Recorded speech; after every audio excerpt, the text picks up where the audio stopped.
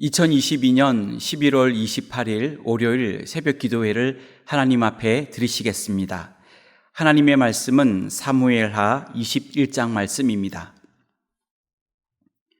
다윗의 시대에 해를 거듭하여 3년 기근이 있으므로 다윗이 여호와 앞에 간구하매 여호와께서 이르시되 이는 사울과 피를 흘린 그의 집으로 말미암음이니 그가 기브온 사람을 죽였음이니라 하시니라.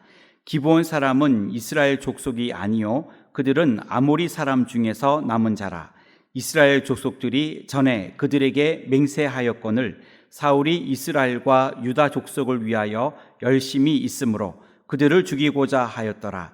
이에 왕이 기브온 사람을 불러 그들에게 물으니라. 다윗이 그들에게 묻되 내가 너희를 위하여 어떻게 하랴? 내가 어떻게 속죄하여야 너희가 여호와의 기업을 위하여 복을 빌겠느냐 하니 기브온 사람이 그에게 대답하되 사울과 그의 집과 우리 사이의 문제는 은금에 있지 아니하오며 이스라엘 가운데에서 사람을 죽이는 문제도 우리에게 있지 아니하니이다 하니라. 왕이 이르되 너희가 말하는 대로 시행하리라. 그들이 왕께 아뢰되 우리를 학살하였고 또 우리를 멸하여 이스라엘 영토 내에 머물지 못하게 하려고 모해한 사람의 자손 7사람을 우리에게 내주소서. 여호와께서 택하신 사울의 고을 기브아에서 우리가 그들을 여호와 앞에서 목매어 달겠나이다 하니 왕이 이르되 내가 내주리라 하니라. 그러나 다윗과 사울의 아들 요나단 사이에 서로 여호와를 두고 맹세한 것이 있으므로 왕이 사울의 손자 요나단의 아들 무비보셋은 아끼고 왕이 이에 아야의 딸 리스바에게서 난 자 곧 사울의 두 아들 알모니와 무비보셋과 사울의 딸 메랍에게서 난 자 곧 무올라 사람 바르실레의 아들 아드리엘의 5 아들을 붙잡아 그들을 기드온 사람의 손에 넘기니 기브온 사람이 그들을 산 위에서 여호와 앞에 목매어 달매 그들 7사람이 동시에 죽으니 죽은 때는 곡식 베는 첫날 곧 보리를 베기 시작하는 때더라. 아야의 딸 리스바가 굵은 배를 가져다가 자기를 위하여 바위 위에 펴고 곡식 베기 시작할 때부터 하늘에서 비가 시체에 쏟아지기까지 그 시체에 낮에는 공중의 새가 앉지 못하게 하고 밤에는 들짐승이 범하지 못하게 한지라. 이에 아야의 딸 사울의 첩 리스바가 행한 일이 다윗에게 알려지매 다윗이 가서 사울의 뼈와 그의 아들 요나단의 뼈를 길앗 야베스 사람에게서 가져가니 이는 전에 블레셋 사람들이 사울을 길보아에서 죽여 블레셋 사람들이 벳산 거리에 매단 것을 그들이 가만히 가져온 것이라. 다윗이 그곳에서 사울의 뼈와 그의 아들 요나단의 뼈를 가지고 올라오매 사람들이 그 달려 죽은 자들의 뼈를 거두어다가 사울과 그의 아들 요나단의 뼈와 함께 베냐민 땅 셀라에서 그의 아버지 기스의 묘에 장사하되 모두 왕의 명령을 따라 행하니라. 그 후에야 하나님이 그 땅을 위한 기도를 들으시니라. 블레셋 사람이 다시 이스라엘을 치거늘 다윗이 그의 부하들과 함께 내려가서 블레셋 사람과 싸우더니 다윗이 피곤하매 거인족의 아들 중에 무게가 300세겔 되는 노창을 들고 세 칼을 찬 이스비 분업이 다윗을 죽이려 하므로 수르야의 아들 아비새가 다윗을 도와 그 블레셋 사람들을 쳐 죽이니 그때에 다윗의 추종자들이 그에게 맹세하여 이르되 왕은 다시 우리와 함께 전장에 나가지 마옵소서. 이스라엘의 등불이 꺼지지 말게 하옵소서 하니라. 그 후에 다시 블레셋 사람과 곱에서 전쟁할 때에 후사 사람 십부게는 거인족의 아들 중의 삽을 쳐 죽였고 또 다시 블레셋 사람과 곱에서 전쟁할 때에 블레셋 베들레헴 사람 아레 오르김의 아들 엘하나는 가드 골리앗의 아후 라흐미를 죽였는데 그 자의 창자루는 배틀채 같았더라. 또 가드에서 전쟁할 때에 그곳에 키가 큰 자 하나는 손가락과 발가락이 각기 6개씩 모두 24개가 있는데 그도 거인족의 소생이라.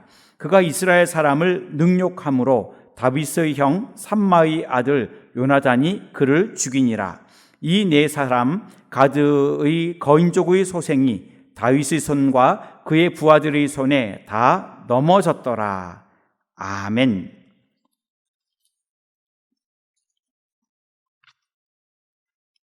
오늘도 믿음으로 승리하며 살아가는 복된 하루가 되시기를 주님의 이름으로 축원합니다. 사무엘하 21장은 다윗 시대에 있었던 3년 기근에 관한 내용을 기록하고 있습니다. 오늘 말씀을 중심으로 3년 동안 기근이 계속될 때라는 제목으로 기도의 제목을 삼으려고 합니다. 3년 동안 기근이 계속될 때 첫째는 하나님의 뜻을 분별합시다. 1절부터 2절까지의 말씀인데 1절 말씀을 읽겠습니다.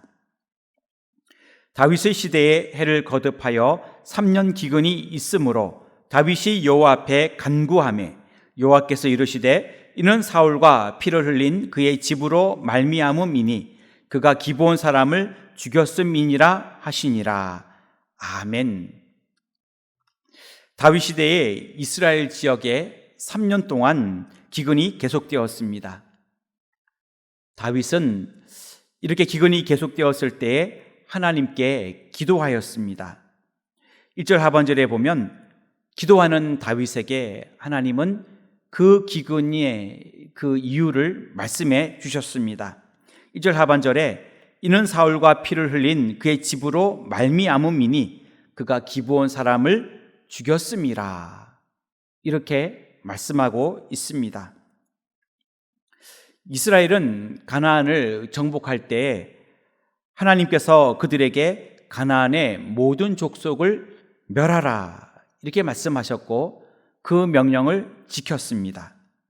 그런데 기브온 거민들이 자신들이 멀리서 온 사람들처럼 변장을 한 후 여호수아를 찾아와 여호수아를 속이고 이스라엘과 평화의 조약을 맺었습니다.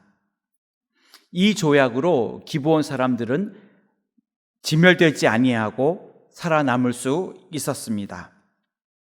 그런데 이스라엘의 종으로 살아가고 있던 기브온 사람들을 사울은 죽였다는 것입니다. 그 이유는 2절 하반절을 보게 되면 사울이 이스라엘과 유다 족속을 위하여 잘못된 열심을 내었기 때문입니다. 이러한 사울의 행동은 여호수아가 하나님의 이름으로 맺은 언약을 파기하는 행동이었고 그 행동은 하나님의 이름을 모독하는 행동이었습니다.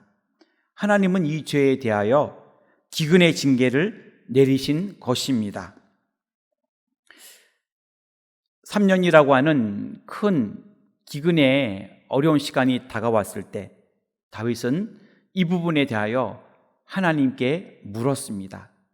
그것이 왜 이렇게 어려움이 온 것인지 하나님께 기도했을 때 그는 하나님의 분명한 대답을 들을 수가 있었고 하나님의 그 징계에 대해서 무엇이 문제인지 어떻게 풀어야 할지를 그는 알게 되었고 분별하게 되었습니다.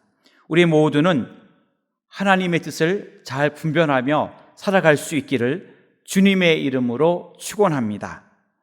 3년 동안 기근이 계속될 때 둘째는 억울함을 풀어줍시다. 3절부터 9절까지의 말씀인데 3절 말씀을 읽겠습니다. 다윗이 그들에게 묻되 내가 너희를 위하여 어떻게 하랴? 내가 어떻게 속죄하여야 너희가 여호와의 기업을 위하여 복을 빌겠느냐 하니. 아멘.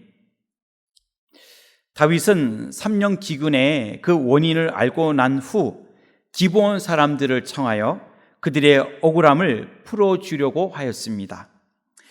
다윗은 기브온 사람들을 학살했던 사울의 죄에 대하여 인정하였고 기브온 사람들에게 사울과 그의 집안의 죄를 용서받기를 원하였습니다.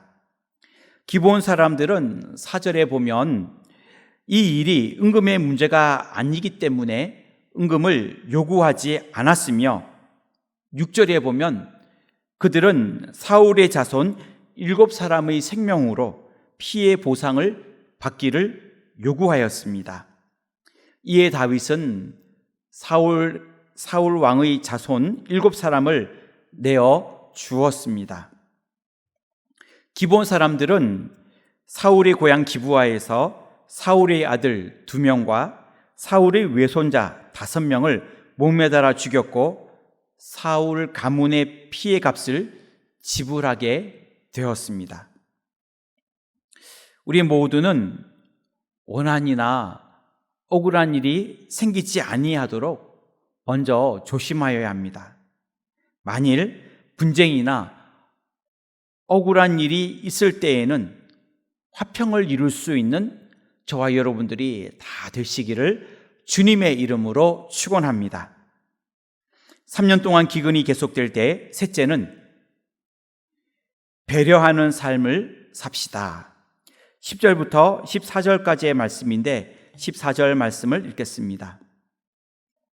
사울과 그의 아들 요나단의 뼈와 함께 베냐민 땅 셀라에서 그의 아버지 기스의 묘에 장사하되 모두 왕의 명령을 따라 행하니라. 그 후에야 하나님이 그 땅을 위한 기도를 들으시니라. 아멘.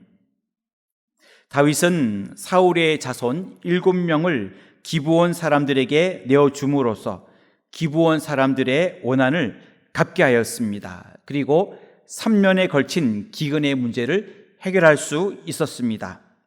그런데 다윗은 사울의 자손 7사람을 내어준 후에 그들이 죽은 것에 대해 무관심하거나 외면하지 않았습니다. 다윗은 기브온 사람들에 의하여 죽은 7사람들의 뼈를 거두었고 사울과 요나단의 뼈와 더불어 장례를 치루어 주며 가족묘에 장사할 수 있도록 배려해 주었습니다. 다윗은 사울의 자손들을 통하여 하나님의 율법에 따라 피해값을 지불하도록 하였습니다. 그렇게 한 후에 비로소 하나님께서는 그 땅에 기근을 그치게 하였고 3년이라는 오랜 시간을 기다려 드디어 비를 내려 주셨습니다. 우리들은 다윗처럼 그냥 단지 피해 복수를 할 수 있도록 그 원한을 해결할 수 있도록 그렇게 조처한 것으로 끝나는 것이 아니라 그 피를 흘린 또 7명의 자손들의 장례를 잘 치르며 또 사울과 요나단의 뼈까지도 그 장례에 함께 치를 수 있도록 배려해 주었던 바울처럼 우리도 주위를 돌아보며 배려하는 그러한 삶을 살아갈 수 있기를 주님의 이름으로 축원합니다. 기도하겠습니다. 하나님, 3년 기근이 계속될 때에 다윗은 기도하며 하나님의 뜻을 잘 분별하였습니다. 그 원인이 무엇인지 그리고 어떻게 해결해야 할지를 그는 기도로 응답을 받았습니다. 우리들도 하나님의 뜻을 잘 분별하며 살아갈 수 있도록 인도하여 주시옵소서. 또한 다윗은 원한이나 억울한 일에 대하여 그 문제를 잘 해결할 수 있도록 그리고 그 문제를 풀을 수 있도록 그렇게 행동하였던 것을 볼 수 있습니다. 우리들도 원한이나 억울한 일이 생기지 아니하도록 조심할 수 있도록 도와주옵시고 만일 분쟁이나 억울한 일이 있을 때에는 화평을 이루어갈 수 있도록 우리를 붙잡아 주시옵소서. 또한 다윗은 피를 흘린 그 후손 7명의 장례를 치루어 주며 그 후손들을 배려한 것을 볼 수 있습니다. 우리들도 주위를 돌아볼 수 있게 하여 주옵시고 주위에 있는 사람들을 배려해 줄 수 있는 우리의 삶을 살게 하여 주시옵소서. 하나님, 우리 교회를 축복하여 주시고 이제 11월 한 달을 잘 마무리할 수 있도록 도와주시고 남은 12월도 기도하며 잘 마무리할 수 있도록 도와주시옵소서. 코로나 이후에 더 열심을 회복할 수 있도록 도와주옵시고 성전에서 즐겁게 신앙생활할 수 있도록 인도하여 주시옵소서. 우리나라와 민족을 붙들어 주시고 인도 캄보디아 해외 선교, 조도 국내 선교 위에 큰 은혜를 내려주시고 또 이 시간 기도하는 개인적인 모든 기도의 제목들 위에 하나님 함께하여 주시옵소서. 특별히 수능시험 이후에 이제 자녀들이 수시와 또 정시시험을 준비하고 있사오니 우리 자녀들의 앞길을 인도하여 주시고 하나님께서 원하는 학과와 대학에 진학할 수 있도록 그 문을 열어 주시옵소서. 이 시간 기도하는 건강, 물질, 자녀, 또 앞길, 직장, 진로, 이 모든 문제 위에 하나님 함께하여 주옵시고 우리의 삶을 아름다운 길로 인도하여 주시옵소서. 감사하며 예수님의 이름으로 기도하옵나이다. 아멘.